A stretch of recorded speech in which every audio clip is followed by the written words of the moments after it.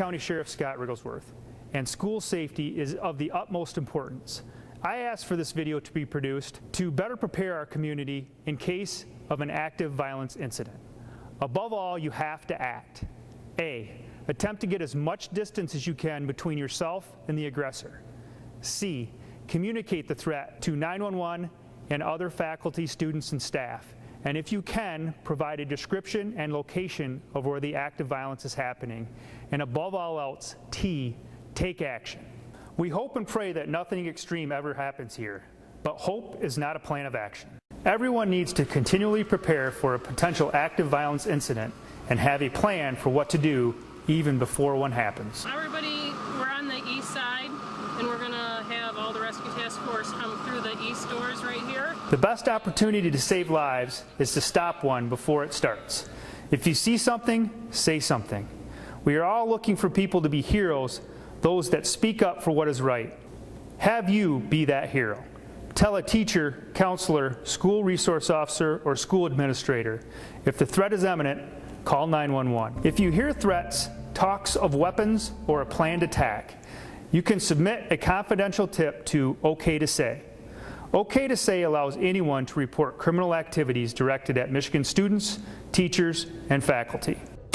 If an active violence event occurs, it is not too late to have a plan. These situations are usually over in 10 minutes, and minutes save lives. You must be prepared both mentally and physically to act. There are 3 things you must remember that can save your life: run, hide, fight, or defend. At the first sign that there is an armed intruder in your building, your initial response should be to get to a safe place. While getting away from the aggressor, call 911 if you can and alert others. He had one long gun on his back. If not, do so as soon as possible when you are away from the intruder. Every second counts when it comes to getting first responders on scene. There is an active shooter in the building. This is not a drill. He was seen coming through the east common door wearing a light gray hoodie. Implement your response plan and run, hide, fight now. If you know where the aggressor is based on the sound of shots fired or even screams from other students, you will need to make this next decision using the best available information. How you act in the next few seconds could very well determine whether you survive this incident. What was that? It sounded like gunshots. Let's get out of here. If you have a good idea where the incident is occurring and you have a safe path outside, leaving is likely going to be your best option, even if that means jumping from a second-floor window. Leave all of your belongings. Don't use valuable time looking for your book bag or purse or cell phone, as that could be just enough time to let the aggressor find you. Run as fast as you can and don't stop until you cannot see the school anymore. What was that? It sounded like gunshots. You guys get locked down. If you do not have a clear path to the exit and the room you are in does not have windows, you should shelter in place. Okay. You grab the light. You guys grab your books. We're going to barricade the door. Barricade the door using desks, chairs, bookshelves, and any other objects which will prevent the intruder from getting inside. Use a belt to tie off the door handle to an immovable object. Do whatever it takes to seal that entrance and quietly gather things that can be turned into weapons. Use a fire extinguisher, chair, desk, staplers, even books or pens if need be. Stay calm and quiet, and turn off your phone to avoid alerting the aggressor that the room is occupied. If the aggressor is too close for you to run from or makes it into the room you are in, you must be ready to fight for your life. Use the items you found as weapons and attack that person with all of your might. Do whatever you can and be sure to do it without hesitation. This could literally determine your survival. The initial response may just be 1 or 2 officers. There will be many more coming, but the first to show up on scene will not wait for everyone else to arrive. They will enter the school immediately. As additional responders show up, they will form teams to enter the school as a group and head towards the threat. These deputies, officers, and troopers are there for one purpose: to stop the attack by preventing any additional injuries or loss of life. They will not assist you in evacuating or rendering first aid. However, they may ask you where the aggressor is. So do not try to grab them or in any way get their attention unless you are pointing out information about where it's occurring. Even if you have been hurt, they are not stopping to help you until the threat has been eliminated. Ready to move? Once the incident has been stabilized, then the injured can be assisted. We can have the ambulances staged right here at the Additional police units will join with fire and EMS responders to create a rescue task force. Once an area has been cleared, these teams will enter and remove or assist the wounded. When they enter an area, they will ask for anyone who can walk to go on out their own power.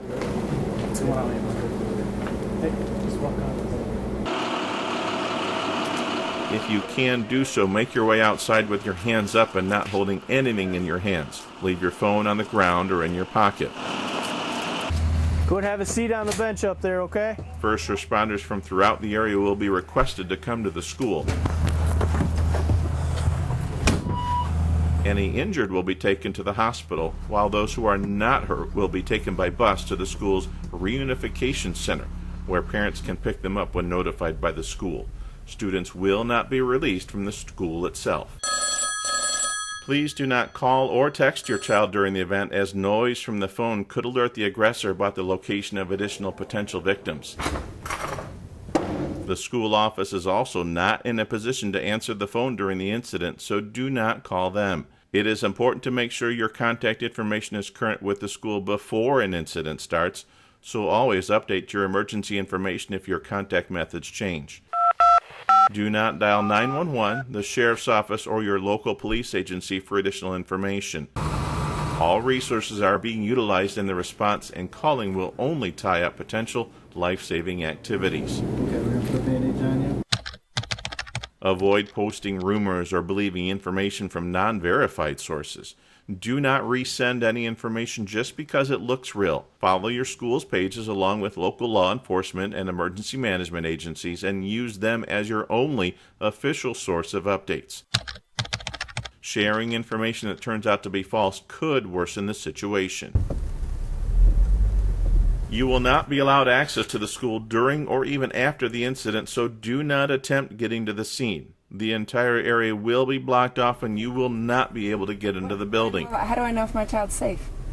The school will contact you about getting a hold of your child and picking them up at reunification center. The safety of your children is our utmost concern, and attempting to cross those lines to come get your child only puts you and your student in even more danger. Gosh. Try not calling your child.